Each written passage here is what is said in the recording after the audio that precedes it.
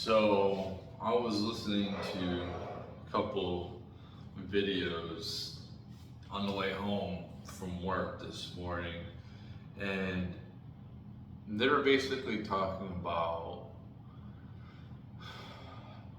one was talking about how basically cell phones have rewired our brains.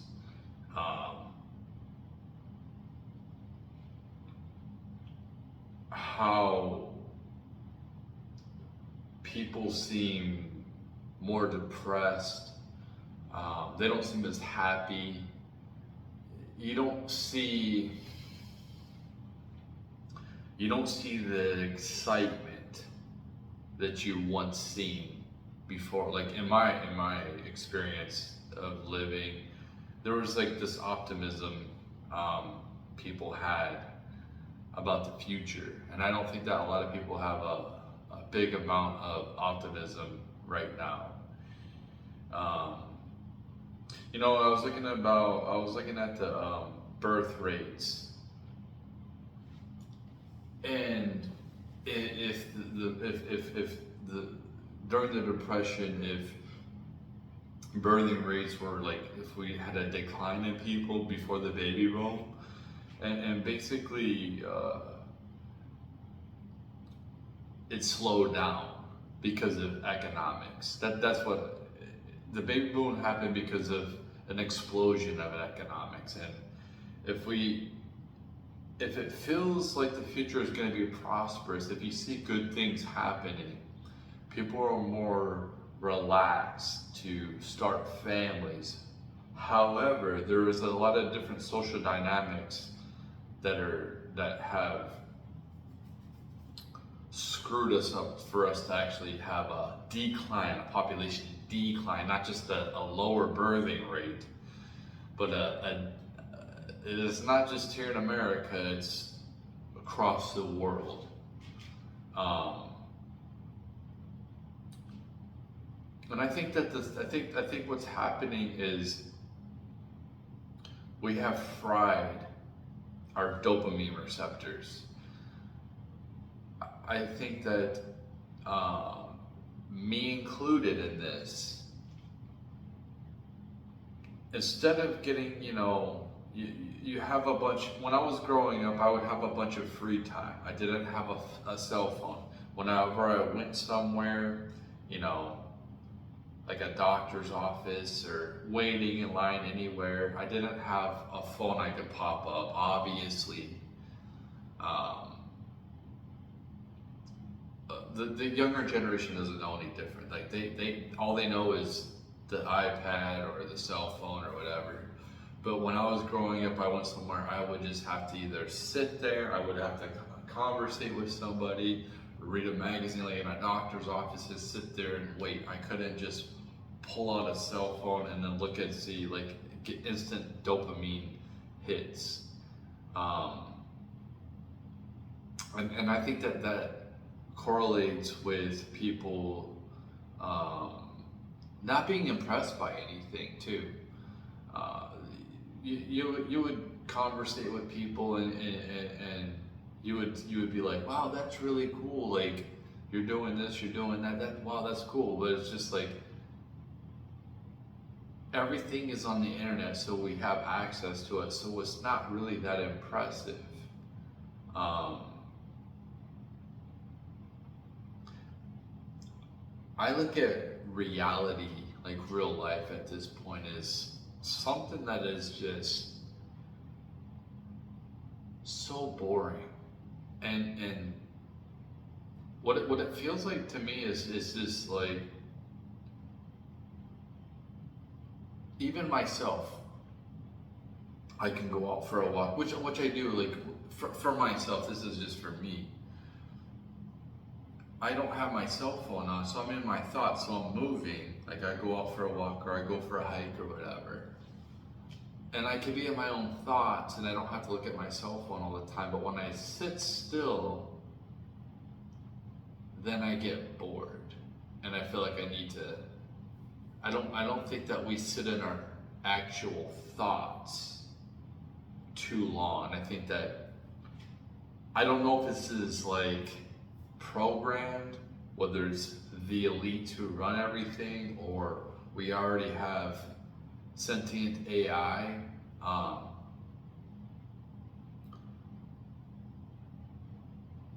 That it actually AI is the one it's already in control. We don't even know. Like it's always been that technology.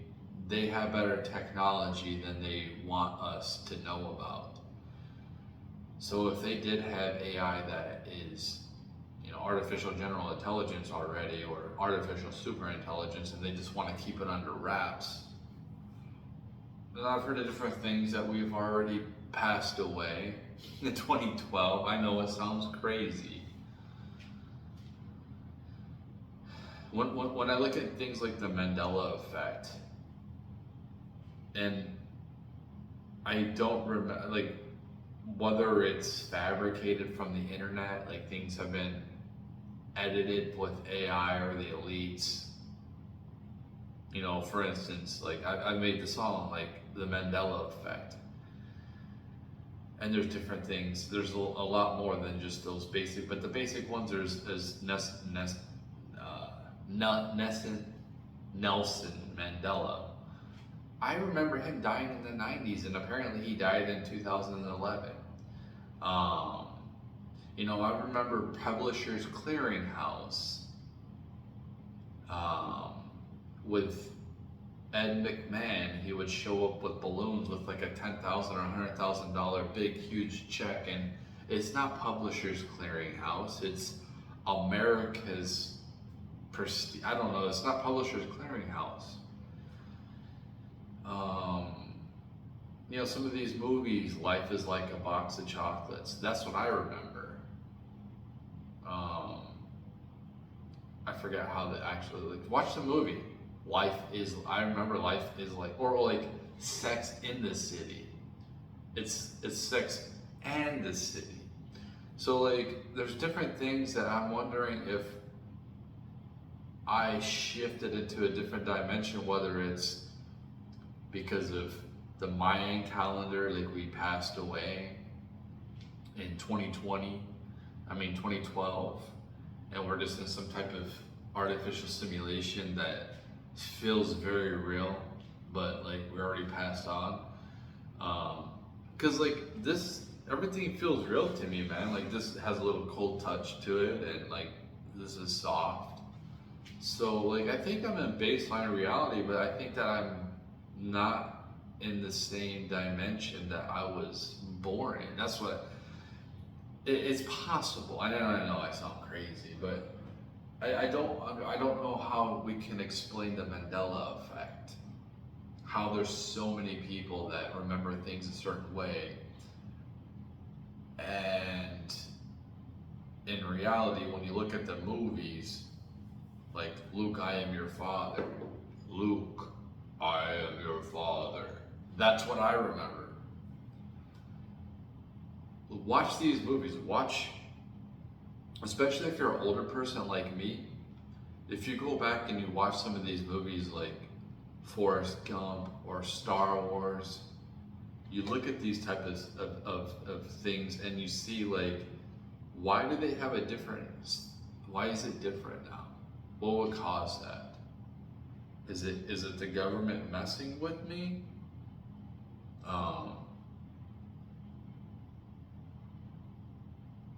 I don't know.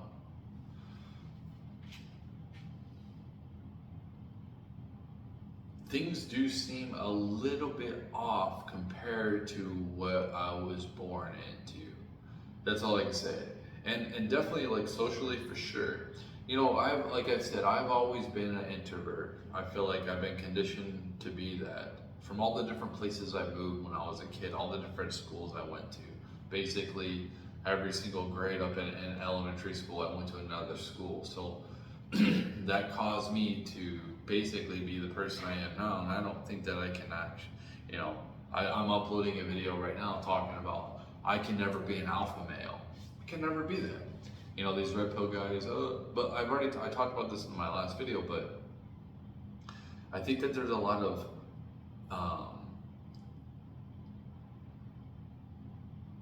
why did that turn off? Oh, whatever. What if it's because I turned my computer turned off? Maybe, I know what happened. The battery's dead. It's all good. But, anyway, it's such a, like, it's such weird times. And for somebody like me that I use AI a lot, you know, I'll put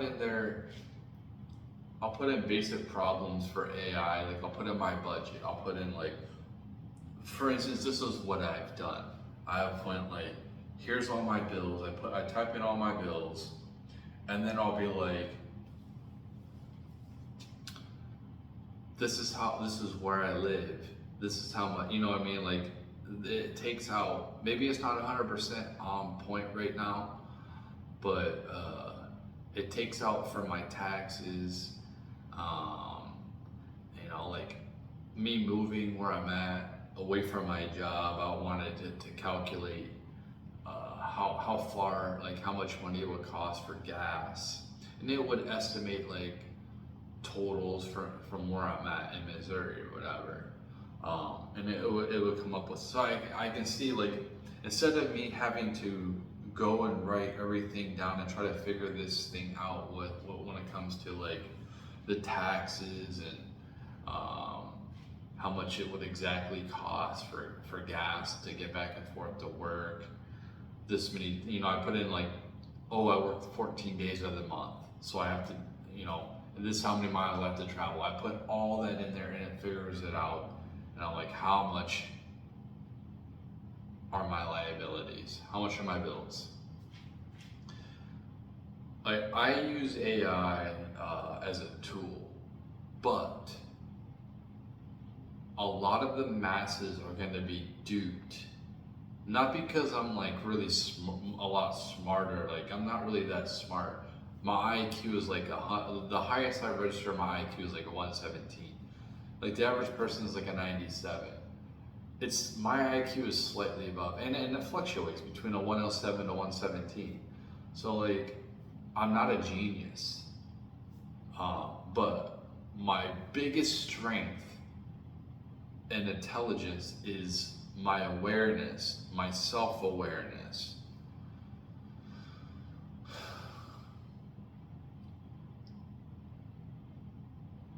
I study people. I study how people interact. I don't need to sit here and stare at people to get them. Maybe I'm not always right, but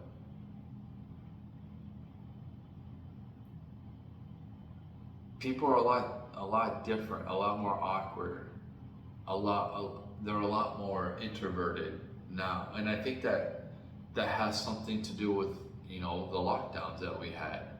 When you have a bunch of people, this is what worried me when we had this happen. For me, the lockdowns weren't a big deal.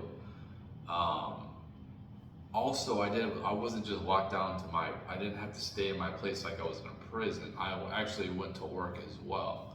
So at least I could go to work and come and do that. But a lot of people who were extroverts, who I think most people were extroverts before the lockdowns. And maybe they were going to more towards introvert, but like I think that the lockdowns had a significant impact on people's psyche. And this is a huge reason why I've tried to stay away from people. I think that people are on edge, not only from being forced to disconnect from other humans so quickly, like even to the point where you have family members that they would be passing away on their own and you couldn't give them a hug, you couldn't, it was at that point. But you know what I mean, where people aren't used to social isolation. For somebody like me, who I was thrown into it at a young age and I adapted. I think it was a lot easier for me or somebody who's younger to adapt to isolation as opposed to an adult. Um, and this is what made me, and I'm surprised that more and more people haven't lost it. We have a lack of empathy. We have a huge lack of empathy nowadays. Part of the lack of empathy is because the struggle is so hard. And I'll hear like, you know, people who are rich and well off, like Tim Pool or Phil Labonte, you know, these people who are in really good positions who don't have to work like hard jobs like us or service jobs, they get to be behind the scenes just doing this for a living. Not saying that they didn't have to work, you know, like the rest of us, but their lives are completely different than ours, than the average regular person. They didn't have to spend years, decades doing the work, the monotonous work, whether you work in service, the service sector or not.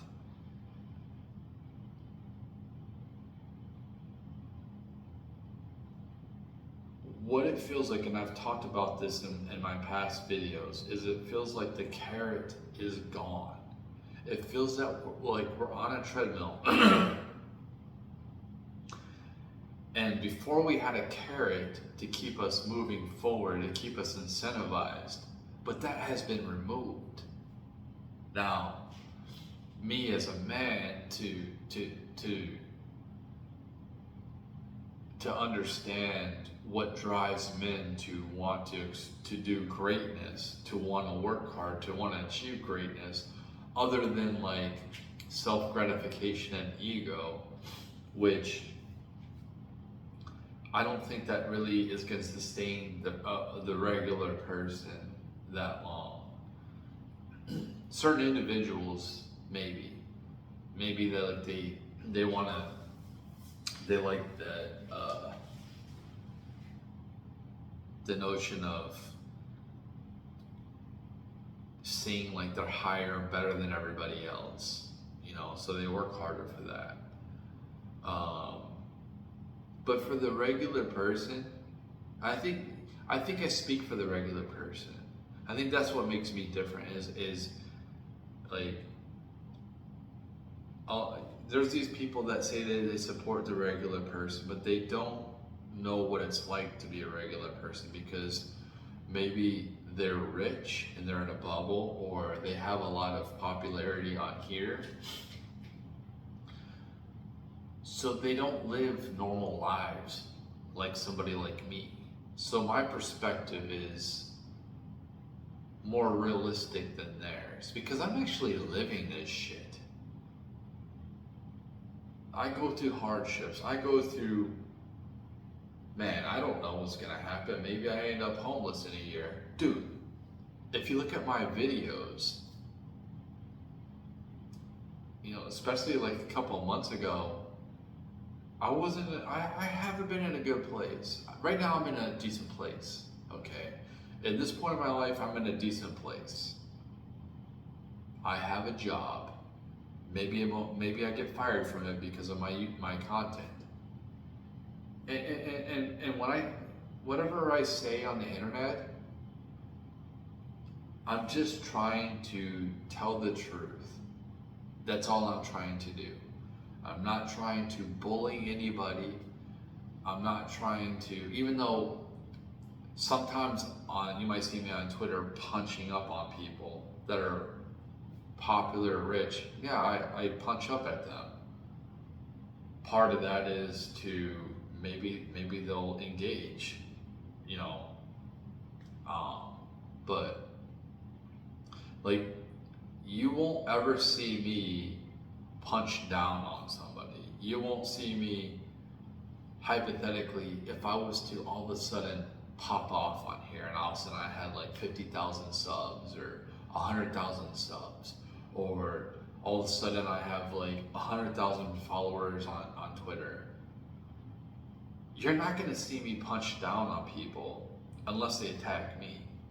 You're not going to see me go to some small account and then be like, you're stupid. Like, it's when I attack people, it's people that are above me.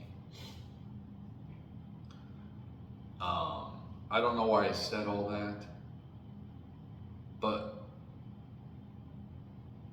I feel like I'm talking and coming from the perspective of the common man. And I think that's why the people who watch some of my content regularly, they relate to me because, you know, we see what's happening on the internet, and some of this stuff doesn't correlate with reality. You know, like the red pill content. It's good stuff, but realistically, if you are so far behind in life, chances are for you to turn yourself into a high value man is non-existent. For the average man to turn themselves into a high value man, it can't happen for sure. And I'm sure that there's people that have done it. But generally speaking, most people aren't going to flip the script and correct everything in their life, and all of a sudden they start stacking like all these things to make their lives. Chances are they'll get one thing. They'll be able to get one, because that's how we are as humans. We are specialists. This is why I'm an alien. No, I'm joking about that. I just feel like an outcast. For me, I just feel like I don't know what my purpose is, and I don't have a specialty. There's a lot of different things that I like and I'm interested in. Maybe it's the ADHD, but for the regular person, they're really good at just like they're special. We need other humans to rely on to get correct information. Like there's no way all of us are going to be able to like be a financial guru, replace our transmission in our vehicle, build our house from the ground. Like these are like really complex ideas, and just because you're really smart doesn't mean you're going to be able to be an expert in every single thing. And that's just how like the internet tries to make people think, is like you have to be an expert in everything, and it's just impossible. I think that people's expectations has blown up because of the internet, and I also think that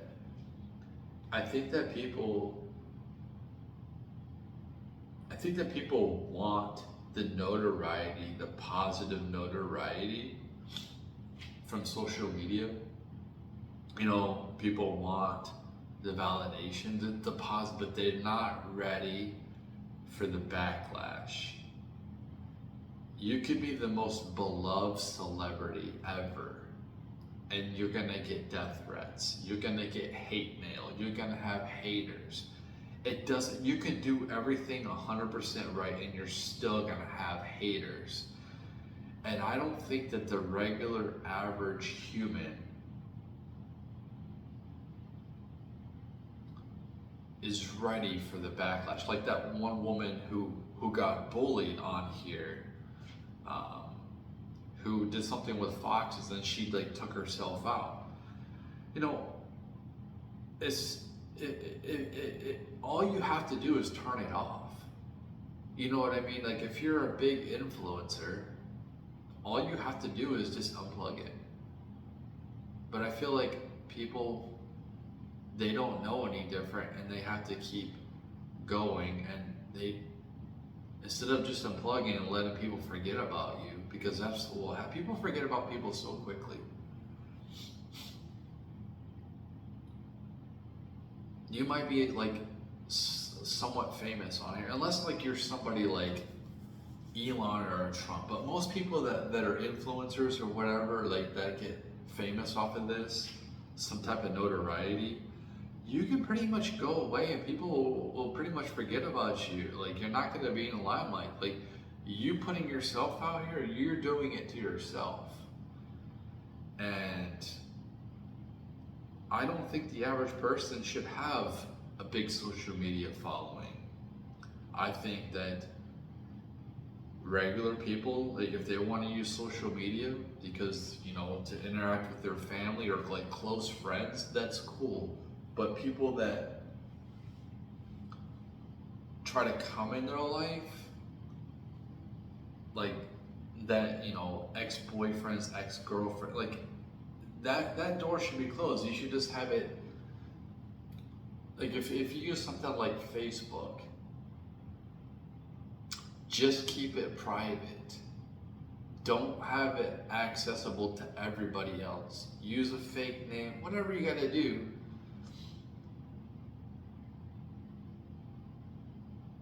If that's what you want to do with social media, you shouldn't.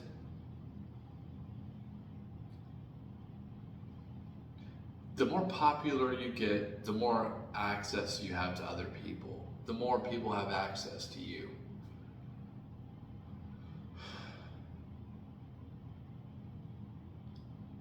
In the older days, for the longest time,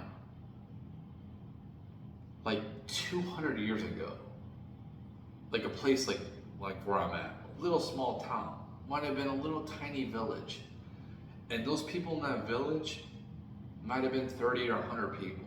Those people are the only people that those people would have ever known in their whole life. So whatever we're doing right now is completely unnatural. And I think if you're gonna put yourself out here like this, like I am doing, you need to be prepared for the hate. You have to be prepared for the hate comments. It's gonna happen. But I think this is completely unnatural for humans. And I think our brains have been rewired in some ways. And I think that we are less compassionate because, you know, you go out into reality and you see families and you see people together, but are they really? You know, when they go on in their own life, how isolated are they in their own lives? Do they all, you know, do they all go into their own rooms? You know, how much family time do they really spend together in their daily life, you know, their daily life? How much interaction do they really have? I think that we're seeing less and less of this. And what it feels like, this world is becoming more cold, less love, less warmth, less compassion.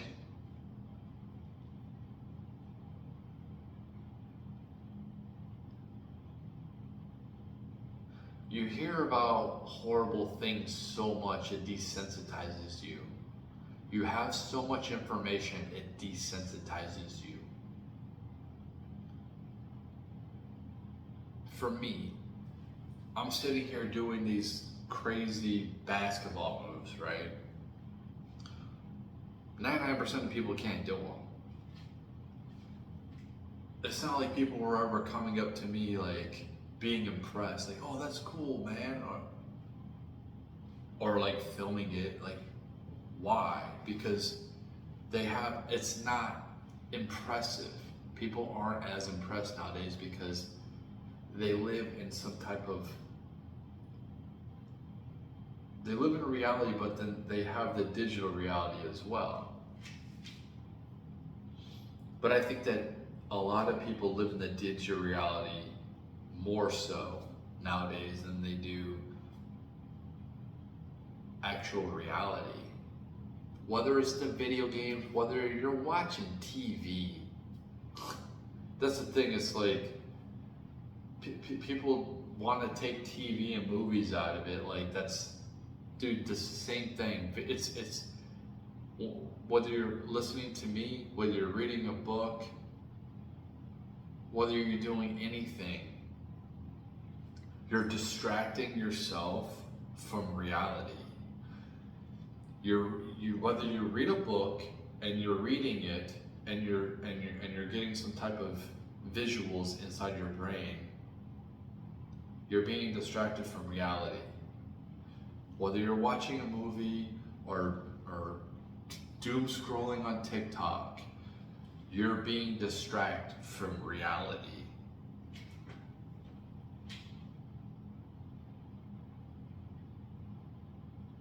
And for me, I like the technology. I look at it as a tool. And sometimes I do feel overloaded. Like the other day, like what I was trying to say the other day with my Twitter account.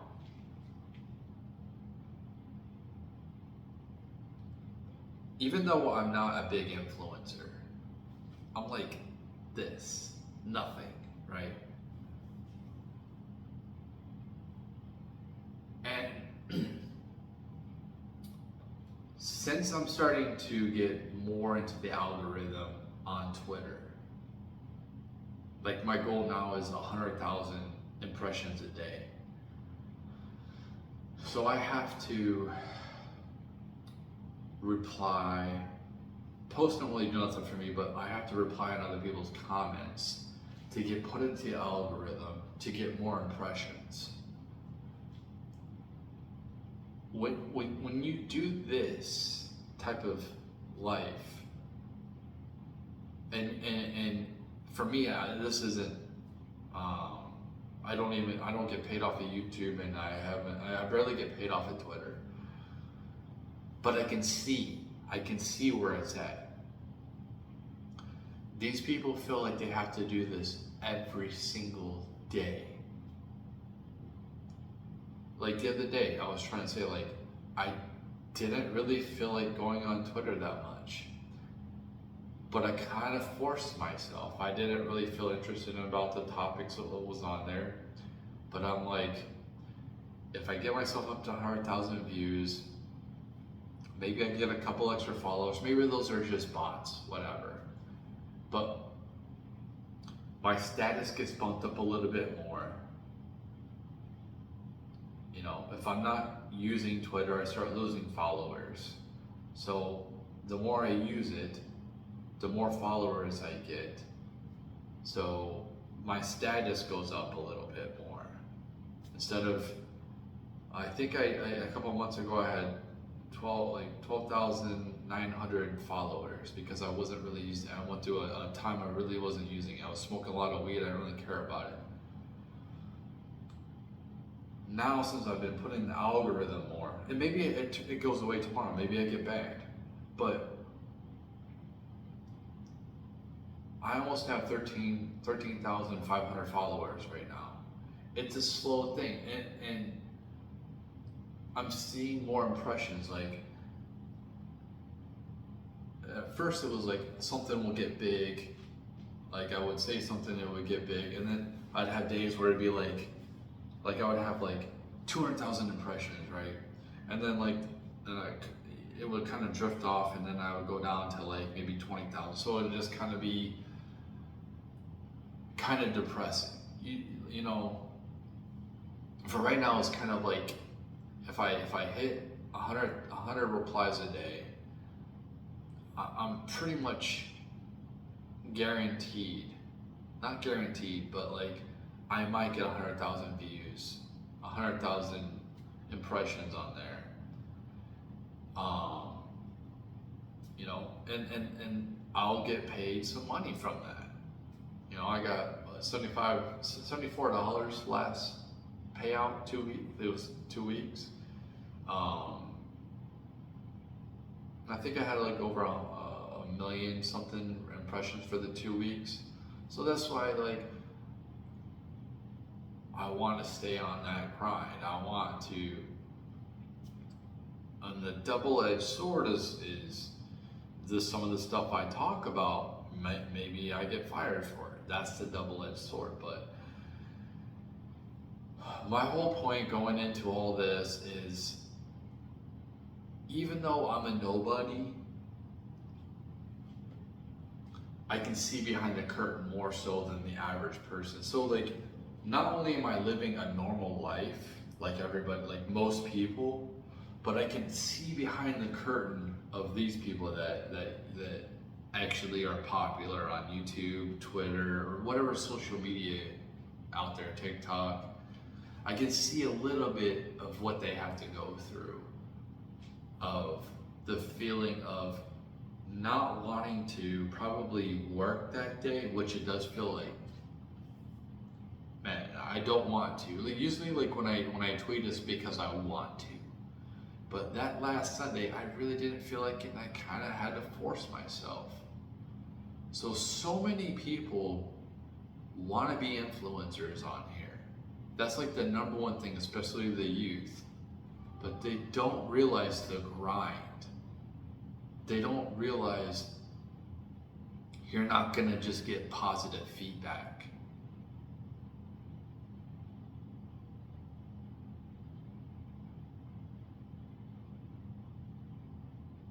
It's crazy. The carrot that has been removed from men for us to keep striving to work hard, to want to work hard, to get out of our mom's basement. This is my basement, not my basement, I'm renting it, so this is my basement for a year.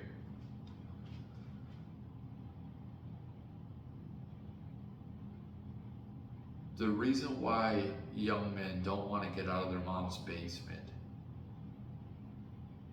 is because they see there's a scarcity of women that even if they can even get their attention, is it long lasting? Is somebody better gonna come along that is a prominent figure? Maybe somebody similar to me, but they're more popular, like they got 100,000, shows up in her DMs and is like, hey, how you doing? And the average person, they're just not gonna be able to compete with that. We live in such a we're at the pinnacle of our superficial society. Maybe we're not at the pinnacle. We're almost there if we're not there yet. And at some point, the rug is gonna get pulled on everybody. And reality is gonna set in.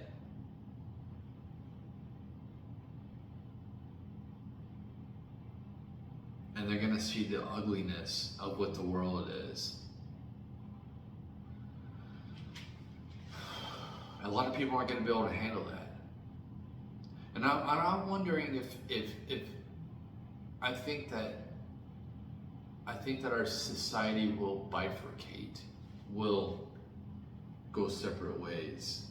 I think that we will have people that don't want to use technology, and if they use it, it'll be sparingly, and then we'll have people probably like me that embrace the technology, because I know how to interact, I know how to use it in my life without it destroying me completely. And I think that we are progressing so quickly and rapidly with technology that people don't know what the fuck they are doing. Like Trump just said.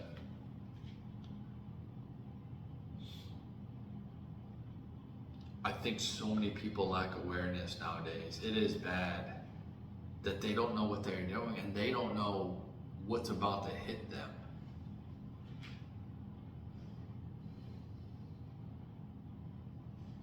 I think that movies, I think Hollywood's going to be going out of business soon. I think that video game design, I think that they're going to be going out of business soon.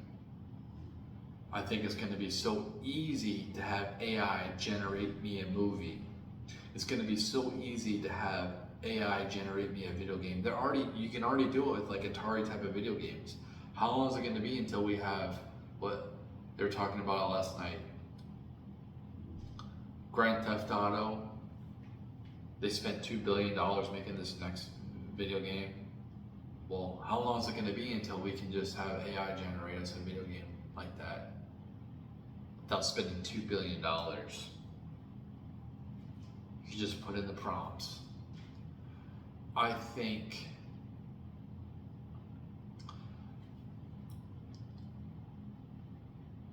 that people,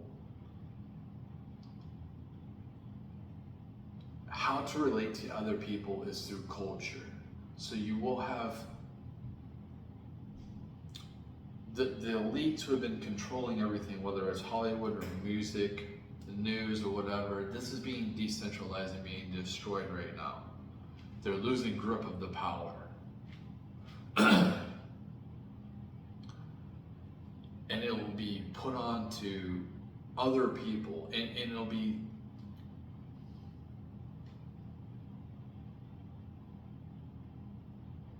most people aren't gonna be coming up with ideas. You look at Disney, look at all those movies that were created by Disney, all that stuff is created by one person, right?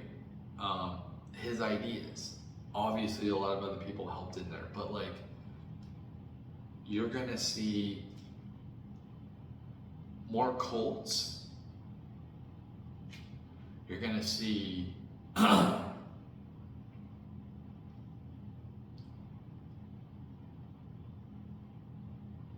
people aren't going to think of ideas themselves to put in basic prompts to create things. So Hollywood's gonna go away, and what you will see is, for somebody like me, I'm gonna come up with an idea. I'm gonna put it into the, I could sit here and be like, hey, put this script up. Take the script right here, whatever movie script. All right, now I'll copy and paste it, put it back into the AI. Here's some of my ideas, tweak it like this. It puts out the new script, a refabricated script. Then I put it into some other prompt that creates the visual, that takes, like for instance, my music. I'm gonna be able to take my music, the lyrics, and put it in some type of prompt. It's gonna make music videos so easily. Whatever the hell I want the music video to be. Put this, put it like this. Quick little video, TikToks, whatever, videos like this, whatever. I'm not even, people aren't even gonna have to make their own videos. They're just gonna be prompting it. But a lot of people can't come up with their own original creative ideas. And you're gonna see people following people who create stuff with AI and just following what that's gonna be the culture. You're gonna see it with music. A lot of people are going back and listening to older music, legacy music. So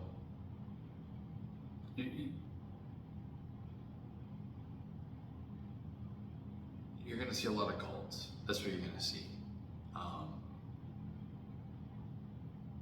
Anyway, this video is long enough, and hopefully you guys enjoyed it.